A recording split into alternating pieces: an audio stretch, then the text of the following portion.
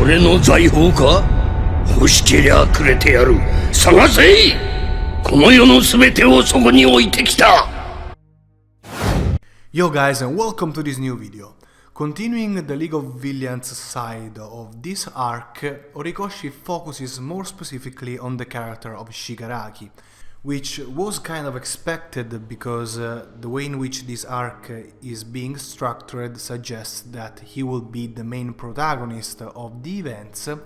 But even then, and even if his speech confirms information that were pretty much expected by the entire community, seeing all of that from his own perspective allows us to understand much more about what this character truly is meant to represent. But before seeing all of that in detail, let me say I'm trying to publish a new video every day, so make sure to subscribe and hit the notification bell to always know when I upload something new. Alright, with that said, let's jump straight into it. So, as highly expected, the hands Shigaraki always brings with him are those of the family he killed himself. And even if there is clearly something still missing, indeed the presence of All For One in that situation was too convenient for him to not be specifically calculated in advance.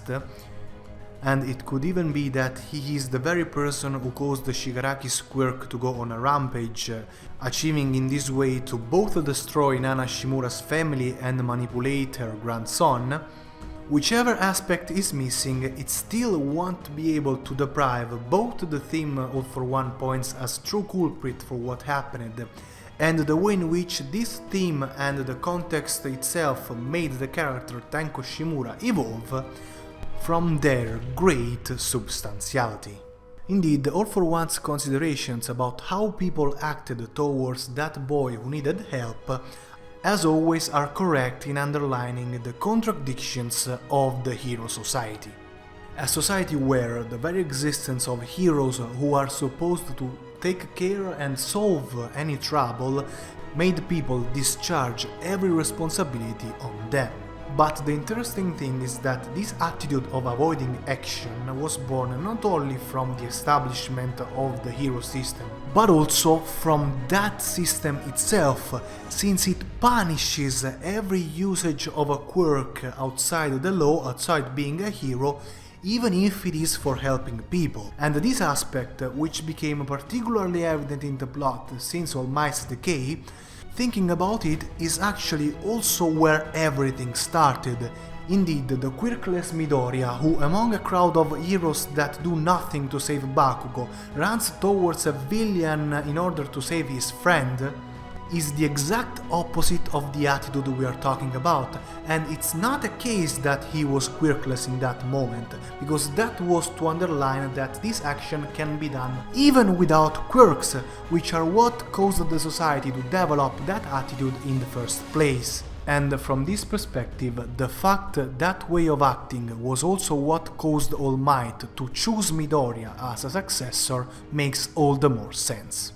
Moreover, the fact the theme that started the plot is also what caused the main villain of the story, Shigaraki, to develop his character of Destroyer makes everything much more meaningful.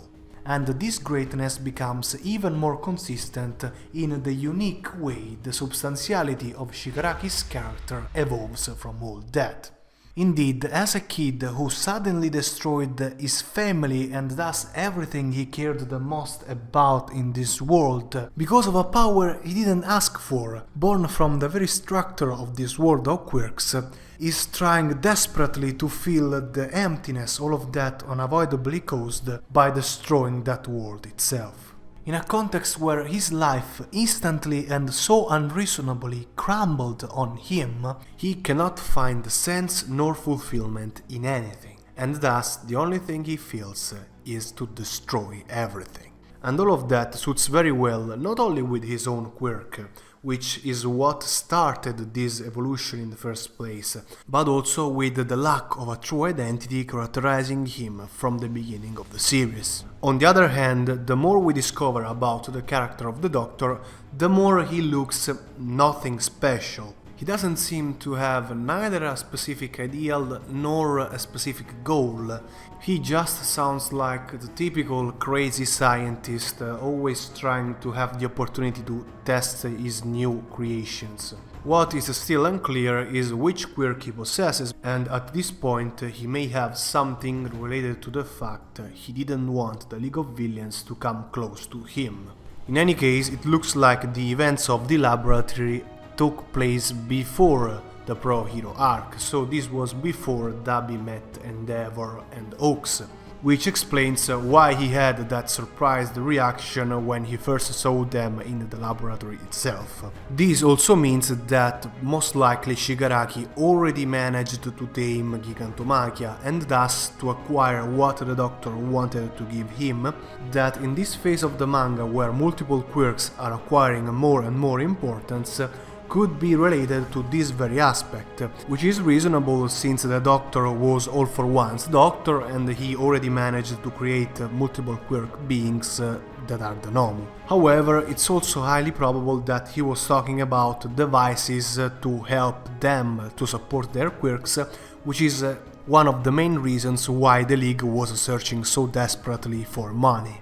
So overall, it looks like this chapter concluded the very interesting prelude of this new arc focused on the League of Villains, meaning that now the attention will probably shift to the Liberation Army side, maybe revealing something new about the quirk of the head of that very side. But until we wait the next chapter to show us something more, that's all for this video. Thank you very much for watching, don't forget to leave a like and make sure to subscribe. See you next time. Gianè.